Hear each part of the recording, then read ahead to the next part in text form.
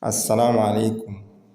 Wanaume wengi wanaharibu ndoa zao bila kujua, kwa kukosa vitu 6 tu kutoka kwa wake zao.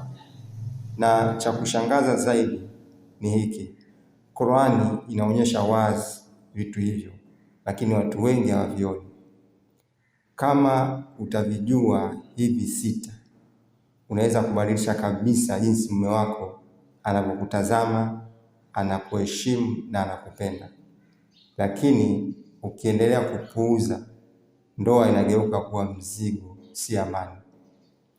Wanaume wengi hawajawahi kukuambia hii, lakini Qur'ani inaweka wazi kitu ambacho wake wengi wakikielewa, ndoa itabadilika kabisa. Swali ni moja tu: wanaume wanataka nini haswa kutoka kwa wanawake zao? Jibu si hisia tu, wala si vitu vya kawaida unavyodhani. Ni mfumo mzima wa maisha ya ndoa uliowekwa kwenye Qur'an. Kaa hapa, kwa sababu mwisho nitakuonyesha kitu watu wengi hukosa kabisa kwenye ndoa zao. Kitu cha kwanza, utulivu.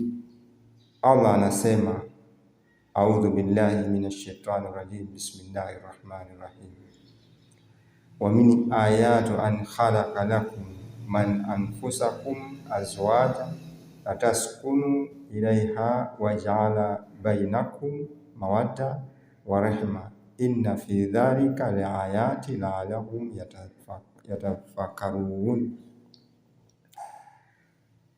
Allah anasema amekuumbeni wake zenu ili mpate utulivu kwao, katika surati Ar-Rum sura ya 30 aya 21. Mume anachotafuta kwanza si pesa, si vitu, ni amani nyumbani. Nyumba isiyokuwa na amani inamchosha mume, hata awe na mafanikio. Jambo la pili, mapenzi na huruma. Ndoa si mkataba wa kazi, ni uhusiano wa moyo. Mume anahitaji kuhisi anapendwa, anathaminiwa, si kuvumiliwa tu. Jambo la tatu ni heshima na ushirikiano.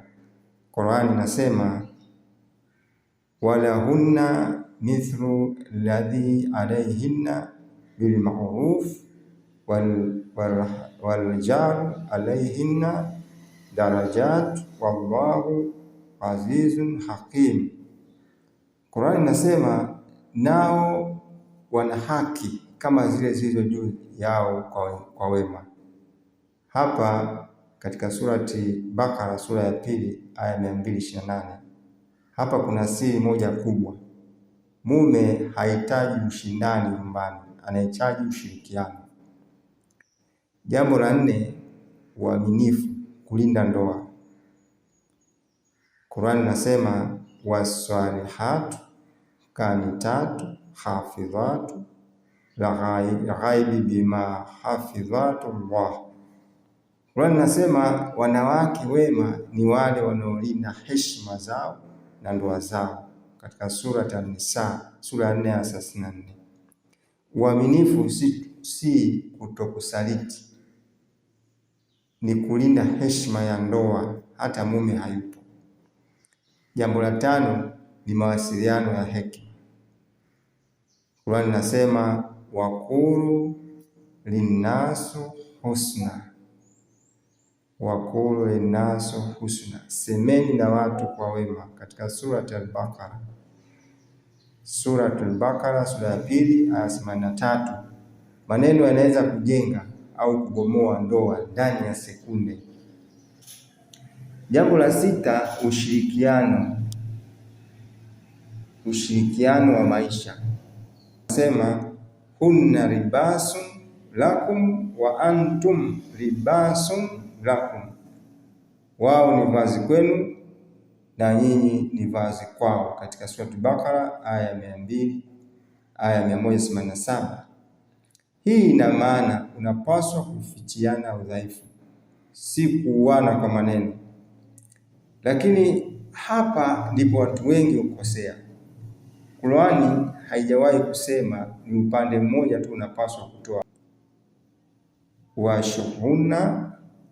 wa ashruhunna bilmaruf, mume pia anatakiwa kuwa na huruma na upendo na heshima, katika sura An-Nisa sura ya 4 aya 19.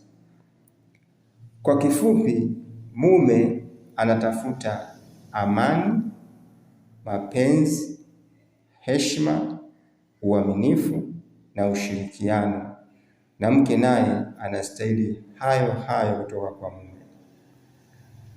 Kama unataka video ya sehemu ya pili, wake wanahitaji nini kutoka kwa wanaume kwa mujibu wa Qur'an, subscribe sasa hivi na comment sehemu ya pili, kwa sababu hapa bado tupo kwenye msingi na kuna vitu muhimu zaidi vinakuja.